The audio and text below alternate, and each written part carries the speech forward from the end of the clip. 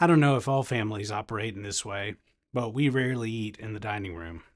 We don't eat in front of the television either. My spouse was raised in a don't eat in front of the TV household, which I had no idea was a thing.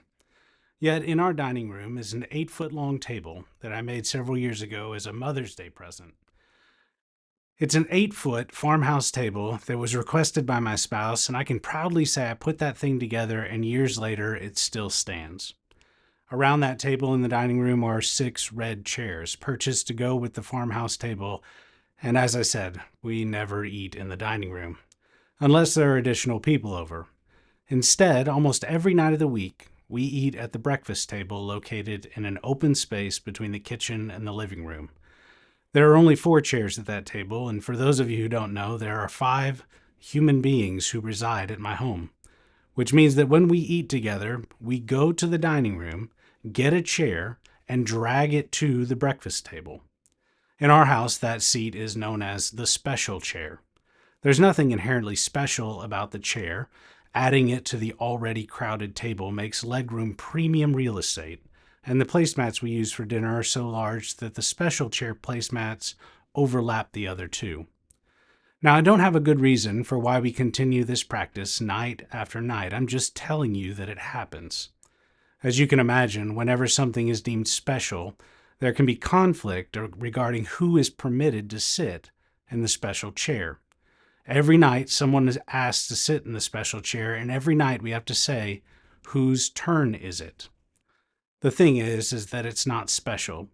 It's just a chair. But there's something about sitting in that chair that feels special or important. Maybe it's because that chair looks out into the backyard. It's the only chair with a view. Maybe it's because in the winter, when the sun sets at 2 p.m., the sliding glass door becomes more of a mirror than a window. Maybe it's because in some ways it's the head of the table, a place of honor. In the ancient world, when dinner parties were happening, there was a clear understanding of who would sit in the place of honor, the special seat. It was the person with the highest standing at dinner. It was just understood, and you knew your place. It was unspoken, but understood. It's the ancient form of the red carpet. The bigger stars wait until later in the night to arrive, and the more prominent you were, the closer to the center you sat, or reclined, rather. Please remember, we're not talking about a dinner table here, but tables where you lower yourself to the ground and prop yourself up on one arm with a pillow. Who you sat next to really did matter, just like middle school. You did not want to be seated away from everyone else because then you were farther away from the conversation, more likely to be left out. I mean, in the ancient world, a lot of business was done around these tables, similar to how business can still be done today. If you were not part of the conversation, you might miss out on some juicy tidbits about local celebrities. Or more likely, you would miss a great investment opportunity. Insider knowledge about the price of goat's milk and a bad olive harvest. And it was into this world, into this setting, that Jesus spoke this brief teaching, which can be titled Jesus' Sage Advice for Dinner Parties. It's a fairly simple approach. You don't sit at the head of the table or a place of prominence. Instead, sit at a place where others would not want to sit. And then the host might see you there and move you to a better seat.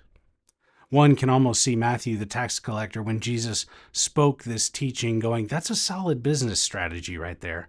I'm going to start doing that. I mean, if the host moves you to a better place, imagine the street credibility that provides. Now, I'm not so sure how often that would happen to someone. They sit in a seat of prominence and are asked to move, or they sit in a seat below their station in life or moved up. It can happen where you go from a place lacking notoriety to a place of prominence, though I'm not sure that's what Jesus was doing. Jesus was not simply offering clever business advice about how to make friends and influence people or how to navigate servant leadership. There's something more here. I mean, after all, table manners and where to sit are not really gospel level importance. I mean, maybe it's not just about status. Jesus does not want his disciples to judge one another by the world's levels of status and important. There's another rubric, another metric. And Jesus said, when you open your home for dinner, don't invite the people who will help you in your ascension up the social ladder, but instead, invite the poor, crippled, lame, and blind. I like to imagine what this meal must have been like for the Pharisee hosting it. Jesus already broken a Sabbath rule by healing on the Sabbath. Then he's critiquing where people sit. Then he's telling the host to start inviting other people to dinner. It's almost like Jesus was picking on the guy. Spread the judgments out, Jesus. There are plenty of criticism to go around. But when you have a dinner party, invite those who would never get invited to the homes of others, and you will be blessed.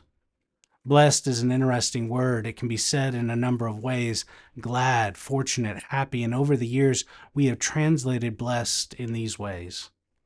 Invite these people to the table, and you will be happy. You will be fortunate. You will be glad. You will be blessed. Yet, we may want to distinguish between blessing and privilege. Privilege is something of a buzzword. And as I realize as I sit here today that it's truly strange as a white straight male to talk about privilege, because one could point out that I am the epitome of privilege. And something we all need to hear is that privilege does not mitigate the work that someone has accomplished. Privilege does not make someone better or worse. Privilege simply is. In the past few years as a society, particularly in the U.S., we are having our eyes open to privilege. And yes, it can be wearying for some people whose eyes have not been open, or people who think, can't we talk about something else? Here's the deal. We can start talking about something else when we start talking about and acknowledging our privileges. I bet in the 1960s, people were tired of Martin Luther King Jr. preaching the same sermon, but where would we be without him beating the kingdom-reversing gospel drum? We must become aware of the difference between blessing and privilege, and we should not mistake privilege as divine blessing from God. Maybe another way to think about it is with the idea of a dinner and a table. Who are we inviting to join us at the table? It's easy to have the boss over to dinner and hope they move you up the corporate ladder. It's easier for us to have dinners where people might help us continue our ascent. But what does it mean when we share a meal with people who are marginalized and pushed aside? I mean, how would our church dinners change if we had extra food just in case someone needed a meal? In that way, every table at which we sit or do not is a moment that can draw us closer or further away from Jesus and God's inbreaking kingdom. The people you break bread with might not fall into the categories of poor, crippled, lame, or blind, but they will fall into the category of people made in the image of God and in need of that same grace. And maybe when you sit down and take those first few bites, we even hear the echoes of this: eat this in remembrance of me. Amen.